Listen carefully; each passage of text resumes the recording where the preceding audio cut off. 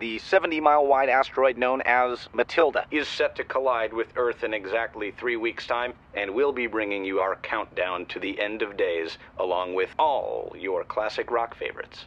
The film is about Dodge Peterson, who is facing the end of the world and trying to make sense of it. What are you doing with the rest of your life? Catching up on some me time, find God, maybe move around some chairs. That's actually kind of what the film's about, having to deal with the fact that in about 20 days something's going to hit the Earth and it's all going to explode. I always wanted to tell the story of relationships and basically what you just do with that time that you have. You okay? No! I'm never going to see my family again.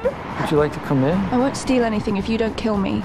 Agreed. There are these end-of-the-world movies that take the point of view of the president with the hotline to the astronauts who are going to blow up the asteroid. And this seemed to me to be the other side of that story. You don't have to come next week or ever if you don't want to. It's okay. You fighting me? There's just no need. Forget it. See you next week, Mr. Dutch. I regret my entire life. Okay. Okay. Bye. Bye now.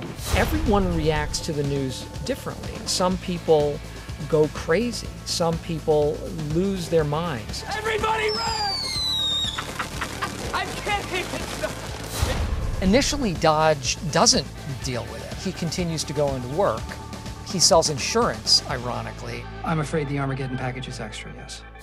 Well, that protects you and your family against any sort of apocalyptic disaster. Drawbacks, the premiums are high.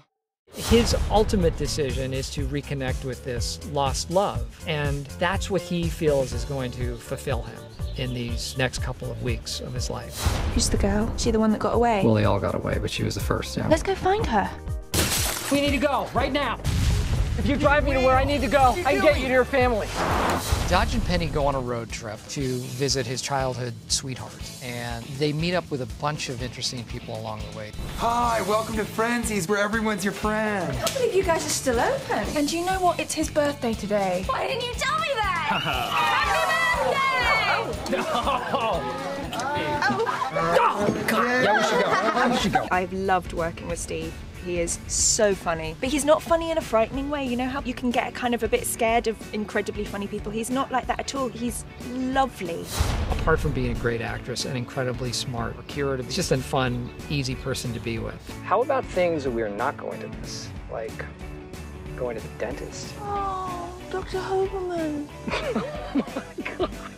He's got that amazing thing where he's got such depth to him. He's a comic actor, but he can play such tragedy, and actually that makes it even funnier. And it's very rare to get somebody that can play both sides of it. Steve Carell has been amazing. I love his style of comedy. It's obviously not only pitch-perfect timing, but he's so subtle. He reminds me of Peter Sellers or Jack Lemmon, who could do so much while being so still.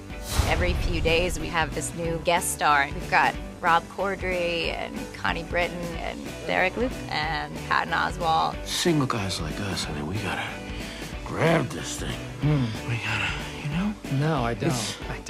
You don't know? If you knew the world was ending, what would be the first thing you'd do? If it was the end of the world and I was to take a road trip, I'd go with my closest friends and family. I'd take Supertramp and I'd take Talking Heads. I'd want really upbeat, like, you know, dance-along music. I would go crazy, and I would spend the last days on Earth drunk.